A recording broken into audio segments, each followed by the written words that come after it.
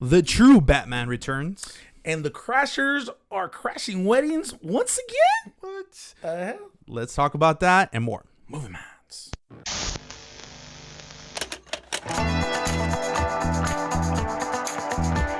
Hey guys, this is Ish. And this is Ant. We're Movie Minds, where we keep you up to date with all the movie news, reviews, and some shows. That's right. And follow us on all our social media platforms, guys. You know what they are already. Definitely follow us here. Subscribe to our channels here on Movie Minds on YouTube. And follow us on Facebook, Instagram, Twitter, and Instagram. All those are available, and they have a bunch of content. Let us know what you think. Yeah, guys, let's go on to our first hot top. Hat app. Guys, earlier this year, there were a bunch of rumors that Micheal Keaton would be returning as Batman in upcoming solo movie, The Flash, starring Ezra Miller. Concerns of COVID-19, though, and some potential scheduling issues had many questioning whether this was ever going to happen. Thankfully, though, guys, everything seems to have worked out. Andy Muschietti has teased a first look at the Cape Crusader in his new suit on Instagram. Dude, what do you think? Were you afraid of this never happening? And what do you think about that blood on his logo, dude? So when this happened, when it first happened, I was worried because Micheal Keaton, I know that a lot of people don't know him per se, how he is. We know him from his acting, jobs, and obviously the movies he's been in. A lot of people don't know that he's very particular about the roles that he takes and the way that he goes about doing his career. And so because he's so meticulous with things, I was sincerely worried that he wouldn't come back to do this. I'm surprised. Because of the whole COVID thing, because of just making sure that his health is taken care of, and obviously because he is an older man now. He is probably within his 60s or something. Yeah, like dude, yeah. And so obviously there was some potential there that he may not come back. Did I think that he would? I absolutely thought he would, because what Batman means to him and what he is expressed in the past, and how he feels about that character, and that he feels that he's been the best Batman there's ever become. And I agree with that. I think he's the best Batman that's ever been out there in movies. In my personal opinion. And so I was worried, but I did think he would come back. As far as the picture with the blood on it, I want to say that the suit that they're going to be putting him in is going to be obviously different. I think, though, however, is that we're going to get some kind of angrier Batman in him. I think that the blood may represent the fact that he may be killing people instead of just roughing them up a little bit and making them go to jail because of it. And so I think we're gonna get somewhat of a darker Batman. Yeah. So I totally agree. Actually, though, I do think that he's going to be in the original bat suit. If you look at the two close, there's this like around the signet, it looks exactly the same. So really? Even though it might probably vary with like different cowls and stuff like that, but it looks pretty much the same. And I totally agree. That's dude. Cool. I think that it's going to be a darker, rugged Tim Burton Batman that had a really bad time after what we saw on the big screen. Right. And I'm sure it's going to be canon. I'm sure those movies from Tim Burton's time are going to be canon in this film, and they're probably going to really push for that to be said in the script. From what I see, dude, if you see other pictures as well, you see Bruce Wayne as one of the like the chairs, and then like Ezra Miller as well, one of the other ones. And it seems like this character is probably going to be very predominant inside the movie. Right. I'm hoping that we see a lot of Batman, a lot of Micheal Keaton. And dude, like, I was really afraid of it all. I didn't think that he was gonna make it. I didn't think he was gonna actually sign up for this picture, just because of what you said before. If you guys don't know, he has high standards. Look at Birdman. What else? What other thing? And then look at the founder. Exactly. The founder was amazing, guys. Go check it out about McDonald's. Amazing. Yes. And then Spider-Man, Homecoming, dude. So freaking great. His acting chops are just still stellar. It's great. This guy has high standards. I didn't think a DC film inside this universe that we've had, it was been a little messy the last few years.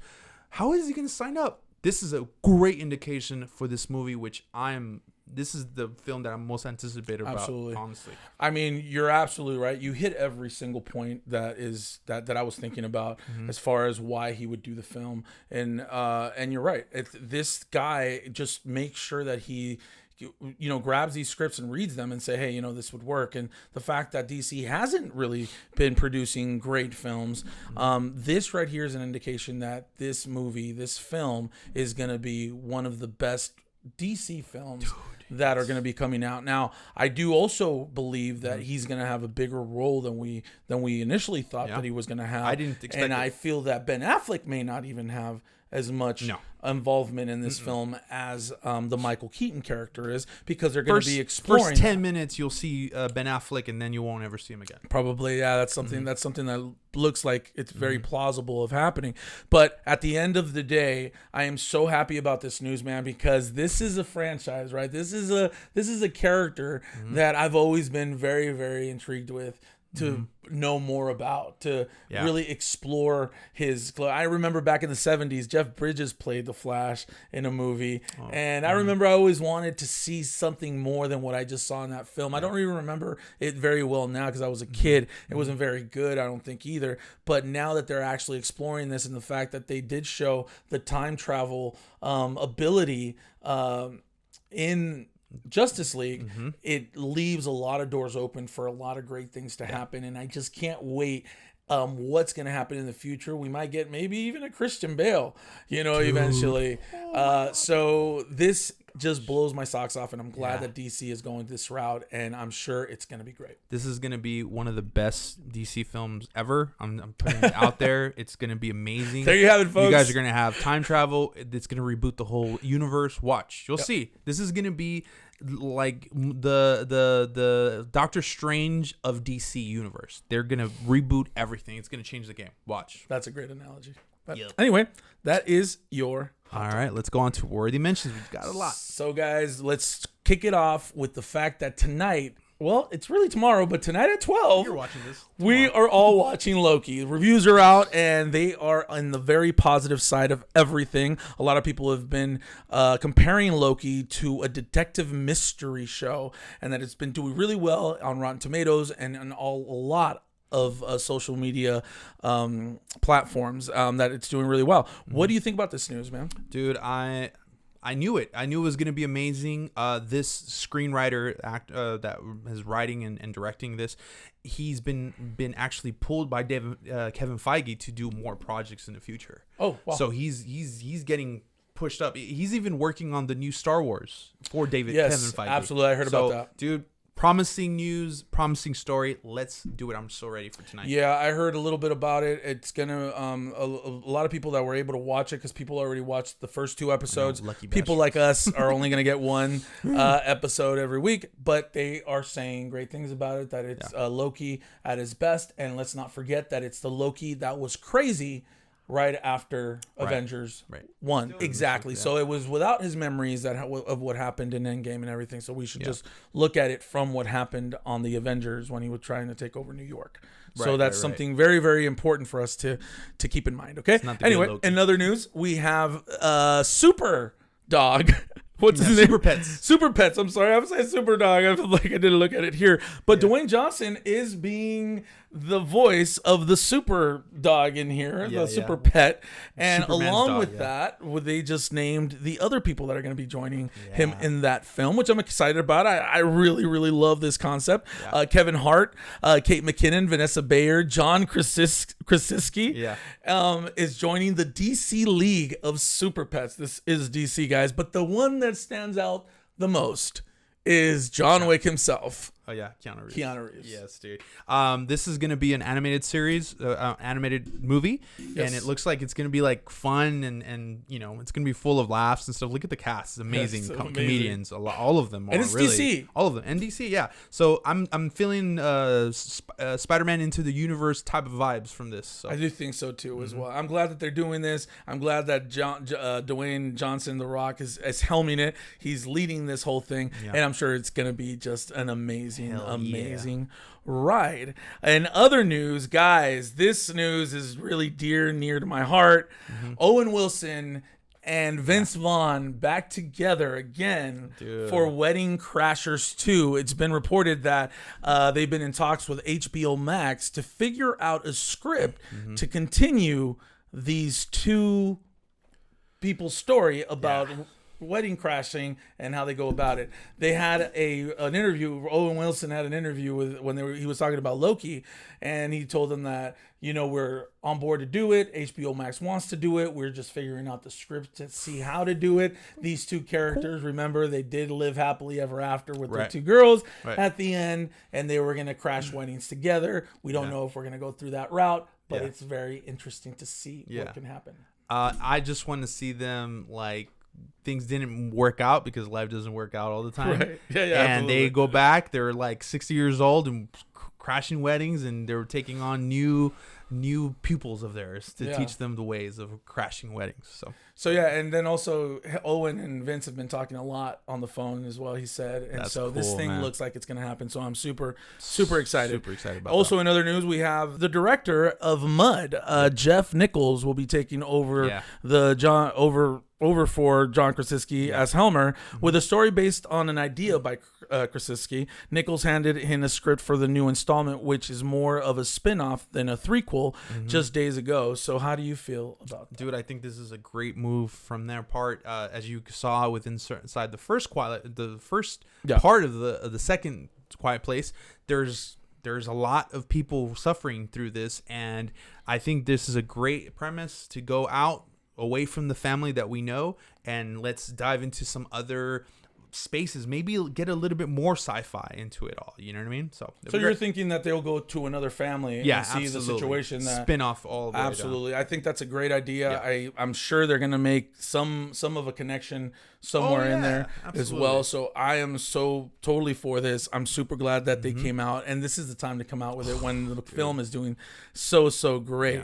And so also another news that we just remembered at last minute is that Donnie Yen, Mr. Ip Man himself, is going to be in the new John Wick 4. Reports come out that he will be playing some kind of advice mentor to John Wick, and that he will be definitely in more of a good role than a villain role in this world. That's what they say now. That's what they say. Because it's rumored. I would love, and I think it'd be perfect. Who else better to train John Wick, of course, right? That would be amazing. That'd be amazing.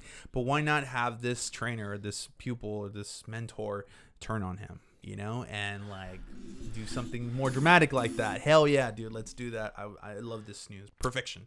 And last but not least, we got the pictures from our new Indiana Jones. He's standing there with Kathleen Kennedy, and everybody's back. There's a couple of new faces also that just joined the film, but right there you can see that there is Harrison Ford reprising his role in his legendary. Yes. I just Lord, protect him, Lord. Just he always somehow gets hurt, right? Yeah, I don't want him to hurt himself in a crash or anything like that, or from COVID or anything like that, dude. So please, let's protect our national treasures. Thank God for him. And those are your worthy mentions. Yes. All right, guys, let's go on to streaming and chilling. And today we're going to be talking about Cruella, that's on Disney Plus Premium Access and in theaters. That's right. Cruella is one of the villains in the 101 Dalmatian movies that got made back in the 70s, and also got its own iteration in a live movie with Glenn Close reprising the role as Cruella in the 90s. And so now they are recreating this new Cruella, basically how she got to be who she is in this new role with Emma Thompson and Emma Stone and Cruella. Just right off the bat, I was surprised of how much I actually liked this film. I want to say that this is probably the best live action iteration that Disney has done, better than Lion King, better than Maleficent. Honestly, this is the standard. This is where Disney has to really push, and I don't know if they're going to be able to recreate this in other franchises, but this is definitely a home run in my opinion. Yeah, reports came out already as well that they already greenlit the second Cruella. I don't know if I really want to see that, in my personal opinion. This movie was very good. I'm going to say it was very good. Did it have things that I didn't like about it? And I think that it was sometimes a slow burn, or they didn't have to do certain things? Absolutely. Yeah. Overall, though, I love the premise that they took. I love the twist in it. And I do really like the beginning of this movie. Every movie sometimes, at least from my opinion, I really like how if the beginning is really good, usually the rest is going to pretty much follow. They did such a great job with the little girl in the beginning, and to tell the story, and how of a oddball of person that she was, and becoming the person that she became, and then the adversity that she goes through because she's that way. And then if I have to say one gripe about the movie, is that I didn't like that they made her, the Stella character and the Cruella character, at times very they mixed them up too much, to a point where you didn't want to root for Stella, and because you knew that she was going to revert back to that Cruella person that wasn't kind, that wasn't good to her two goons. By the way, they did a great job. They were amazing in that film. Good. The dogs and the CG that they used for that was amazing. That little dog, I love the movie. I did really like the movie. I always say love the movie because I really did like it, but I really liked the movie. And I think I'll give it a B-. Yeah. So I love that it's just a Devil Wears Prada. Okay. With like Disney on top, and like with dogs. It was just so amazing. I loved the dresses and everything else. I'm not even big on fashion or anything like that. Dude, I loved that part.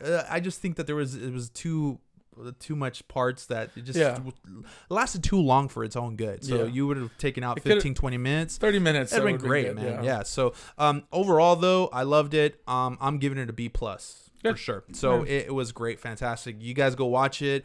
If you can, go watch it in theaters. It's really worth it. Absolutely. It didn't do so great on Disney Plus from what I hear. No, not really. And on theaters it did a little bit better. And also, just to give you guys a little insight on here, and why I don't want a Cruella 2 is, let's not forget that this lady kills puppies to make fur coats. Dang. So don't know. I love puppies. See, you just convinced me. I don't want to. So I don't know. I don't know what's gonna happen. But that is your streaming and chilling. Yeah, guys, thank you so much for blowing up our last video. Yes. Last week, it was such an honor and a privilege to have so many people watch us last week. Hopefully you guys come back this week, and I just want to thank you guys from the bottom of my heart and from our hearts, really, that you did that. Yeah, thank you guys so much. We appreciate it wholeheartedly. Yeah. Guys, it doesn't matter what we think. We really want to know what you think. And so please comment below. Let us know what we're doing wrong, right, okay, whatever it is. Let us know what you think about these movies, these subjects. And as always, and like always, stay moving minded. Woo!